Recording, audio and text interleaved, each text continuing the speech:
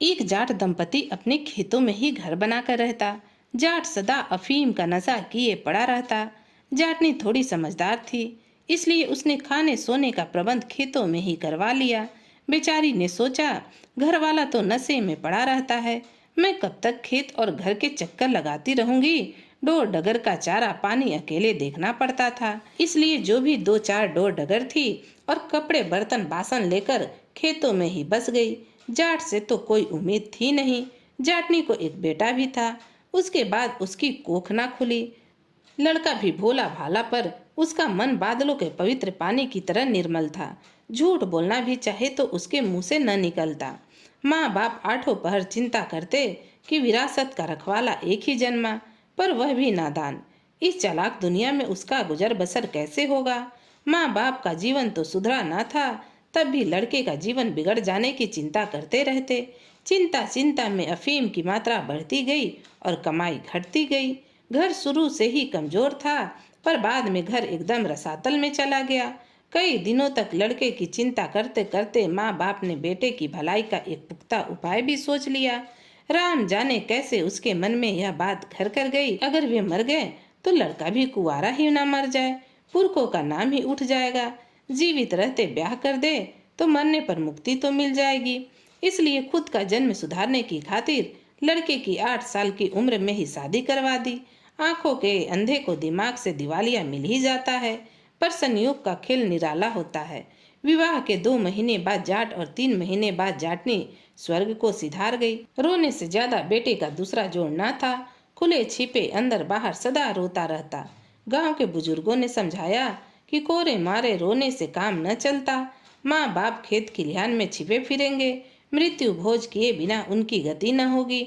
मृत्यु भोज पर बुजुर्गों ने ऐसी समझ दिखाई कि जाट का गांव में पशुओं का बाड़ा और जो कुछ एक दो पशु थे सब बिना लगाव के ही चट कर गए। मृत्यु भोज में लड़के के ससुराल वाले भी आए हुए थे। साफ सामने की बात उससे छुपी कैसे रह सकती थी। अगले दिन सभी चले तो गए, मगर लड़की का बाप वहीं रह गया। सोचा 2-4 साल बेटी और दामाद को घर बार के बारे में बताऊंगा, और जब यह इस काबिल हो जाएंगे अपना काम खुद कर ले तो अपने घर चला जाऊंगा। जाट की इस घरवाली का नाम ही दुखदेही था। कुछ तो जाट का बेटा भोला भाला और कुछ बाप का साथ पाकर दुखदेही अपने नाम के अनुसार जाट को सदा दुख देती रहती। समय बीतता रहा। जाट अब जवान हो गया। बाप अपने घर को चला गया, पर यहाँ दुखदेही ने जाट की ईख ना चलने दी। हर काम में ताने कसती रहती। कोई दिन ऐसा न जाता कि वह जाट को जूते से न मारती। अब सहन करने वाला भी कहाँ तक सहन करे। दुखदेही के मार और तानों से परेशान होकर जाट ने एक दिन घर छोड़ दिया। खेतों की राह चलता दूसरे शहर में जा पहुंचा। पेट को तो रोटी चाहिए, जो बिना काम किए कहाँ से आए। घूमता फिरता जाट एक बनिए की दुकान पर जा पहुंचा और कुछ काम मांगने लगा। बनिया तो ठहरा बनिया, जब दुकान का सामान लाने जाए तो एक एक दाना जांचे परखे। यह तो फिर एक नौकर रखने की बात थी। 2 घड़ी बात करते बनिए को समझते देर न लगी कि यह तो एकदम सीधा भोला और ईमानदार आदमी है। जाट ने भी सब सच सच बता दिया कि मेरी घरवाली रोज मुझे जूतों से मारती थी, इसलिए तंग आकर घर को छोड़ दिया। बनिए ने उसको नौकर तो रख लिया, मगर जाट के भोलेपन का खूब फायदा उठाने लगा। सारा दिन जाट से काम करवाता और मुश्किल से 2 रोटी देता। अब तो जाट बेचारा खूब फंसा। घर जाए तो दुखदेही के जूते खाए और दुखदेही के जूते और यहाँ भरपेट रोटी न मिले। अब करे भी तो क्या करे। अब हुआ यह कि जाटनी भी उधर अपनी आदत से मजबूर हो चुकी थी। उसे तो रोज जूते मारने की आदत पड़ चुकी थी। आदत से मजबूर जाट ने उसके खाट पर जूते मारने लगी। संयोग की बात यह बनी कि जाट के खाट के एक पाये के नीचे हड़िया दबी हुई थी, जिसमें एक भूत बंद किया हुआ था। क्योंकि जाट का घर खेतों में था, तो कोई किसी ने हांडिया में भूत को बंद करके खेतों में दबा दिया होगा। जाटनी का तो यह रोज का मामला था। वह रोज जाट की खाट पर जूते मारती। अगर न मारे तब तक उसे चैन न पड़ता। जब भी जाटनी खाट पर जूते मारती तो खाट के पाए के नीचे दबे भूत को बड़ी तकलीफ होती। भूत भी बड़ा डरा डरा रहता। भला एक जगह भूखा प्यासा पड़ा था, अब यह मार भी खानी पड़ रही है। न यहाँ से बाहर निकल सकता हूँ, न ही जूते सहन कर सकता हूँ। रोज रोज मार से भूत बड़ा परेशान हुआ। संयोगवश एक दिन जाटनी ने कुछ ज्यादा ही जोर से जूता खाट पर दे मारा। तो पाए के नीचे दबी हंडिया फूट गई। हंडिया का फूटी, भूत तो निकलकर उसी दिशा में दौड़ पड़ा जिस दिशा में जाट अपनी घरवाली से डरकर भागा था। भूत तो भूत था, वह सीधा जाट के पास पहुंचा और कहने लगा, अरे चौधरी, तेरी घरवाली तो तांत्रिक से भी बढ़कर खतरनाक है। उसके जूतों की मार से आज जाकर पीछा छूटा है। तू तो यहाँ मौज ले रहा है और मैं रोज वहाँ तेरे हिस्से के जूते खाता रहा।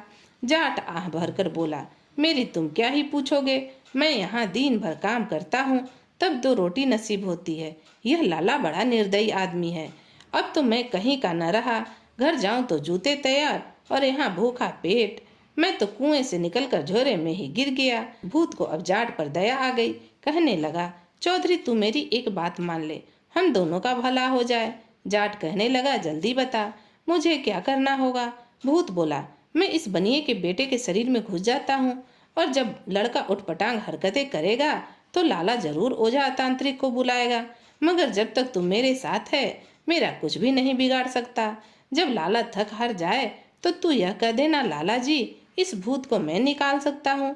जाट बोला, मुझे कुछ पता नहीं कि कैसे क्या करूँगा। भूत बोला, तू इसकी चिंता मत कर, तू बस लाला के बेटे के सिर पर हाथ रखकर कह देना, आल तू जलाल तू, आई बला तू भाग तू। इतना कहकर भूत लाला के बेटे के शरीर में घुस गया। बनिए का बेटा लगा घर के सामानों को इधर उधर फेंकने। बनिया और उसकी घरवाली तो बड़े डरे। अब बेटा पड़ोसियों के काबू से बाहर हो गया, मगर जल्दी ही वह समझ गए कि हो ना हो बेटे पर भूत का साया है। बनिए ने सुबह सुबह तांत्रिक को इकट्ठे किए पर कोई भी भूत को न पकड़ सका। बनिया थक हार कर बैठ गया। तब जाट धीरे से बोला, लाला जी भूत को भगाने की थोड़ी विद्या तो मैं भी जानता हूँ, अगर आपकी इजाजत हो तो एक बार कोशिश करके देखूं। बनिए को और क्या चाहिए था, झट से बोला, अगर तू यह काम कर देगा तो मैं तुझे 100 सोने के सिक्के इनाम में दूंगा। बस फिर क्या था। जाट बनिए के लड़के के पास गया और उसके सिर पर हाथ रखकर धीरे धीरे बोलने लगा जो उसे भूत ने बोला था। यह तो भूत की सोची समझी चाल थी। अब जाट के मंत्र बोलते ही भूत ने बनिए के शरीर को छोड़ दिया। लड़का एकदम शांत हो गया और खाट पर लुढ़क गया। बनिया तो बड़ा खुश हुआ, झटपट जाट को 100 सोने के सिक्के इनाम में देकर कहा कि यह तुम्हारा मुझ पर एहसान रहेगा। बनिया तो बेटे की देख रेख में लग गया। भूत मौका देकर जाट से कहने लगा कि देखना चौधरी, अब चारों ओर तेरी ख्याति कैसे फैलती है। जाट ने कहा, वह कैसे। भूत बोला, मुझे तो ठिकाने के लिए किसी का शरीर चाहिए, फिर लोग तुझे मुझे भगाने के लिए बुलाएंगे। फलाना फलाना शहर में एक चौधरी है जो कि भूत को एक पल में ही निकाल सकता है, मगर मैं निकलूंगा नहीं। एक बार तुझ पर मैंने कृपा कर दी, इसलिए कर दी कि तेरे कारण मैं उस हंडिया से आज़ाद हो पाया, मगर अब तू आगे से मेरे सामने कभी न आना, वरना मैं तुझे जिंदा न छोड़ूंगा। जाट तो बड़ा उलझन में फंस गया। फिर सोचा जो होगा सो देखा जाएगा। भूत तो सीधा फिर राजमहल में पहुंचा और राजकुमार के शरीर में घुस गया। राजकुमार तो राजकुमार तलवार उठाकर मार काट करने लगा। जो भी सामने आता उसी पर हमला बोल देता, किसी के काबू में भी ना आता। राजा राज दरबारी बड़े चिंतित हुए, सभी हथकंडे अपना लिए, मगर कुछ फायदा भी न हुआ। राजा की जी हुजूरी कौन नहीं करता। एक आदमी ने राजा के कानों में यह खबर पहुंचा दी कि फलाना शहर में एक जाट है जो ताकतवर से ताकतवर भूत को भी पलक झपकते ही निकाल सकता है। फिर कैसी देरी, सैनिक तो जाट को तत्काल उठा लाए। राजा ने कहा, चौधरी अगर तुमने इस भूत को काबू में कर लिया तो तुझे मुंह इनाम मिलेगा, वरना तेरी जान की खैर नहीं। बात अब जाट के जान पर आ गई तो उसकी बुद्धि भी चक्कर लगाने लगी। कुछ देर सोचकर जाट ने अपने हाथों अपने कपड़े फाड़ डाले, बालों को बिखेर लिया, फिर एक पैर का जूता हाथ में लेकर राजकुमार के कमरे की ओर दौड़ पड़ा। जाट को देखते ही भूत उसे पहचान गया और कहने लगा, चौधरी मैंने तुझे मना किया था ना कि तू कभी मेरे सामने मत आना, वरना मैं तुझे जिंदा न छोड़ूंगा। जाट ने कहा, अरे तू मुझे मार या छोड़, मैं तो तुझे यह खबर देने आया हूँ कि मेरे पीछे तो जाटनी पड़ गई है, वह जूते लेकर इधर ही आ रही है, देख ले अब तुझे क्या करना है। मेरा यह हाल हुआ, पता नहीं वह तेरा क्या हाल करेगी। इतना कहकर जाट कमरे से निकल भागा।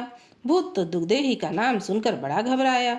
उसने तो उसी समय बाहर की ओर दौड़ लगा दी और 5-7 कोस तक भूत ने पीछे मुड़कर भी ना देखा। राज दरबार में जाट की जय जयकार होने लगी। दोस्तों, किस्सा यहीं समाप्त होता है। अगर आपको यह कहानी पसंद आई तो प्लीज़ कमेंट कर जरूर बताइएगा और इसे लाइक और शेयर जरूर कीजिएगा। कहानी सुनने के लिए आपका बहुत बहुत धन्यवाद। तो फिर मिलती हूँ एक नई कहानी के साथ। तब तक के लिए राधे राधे।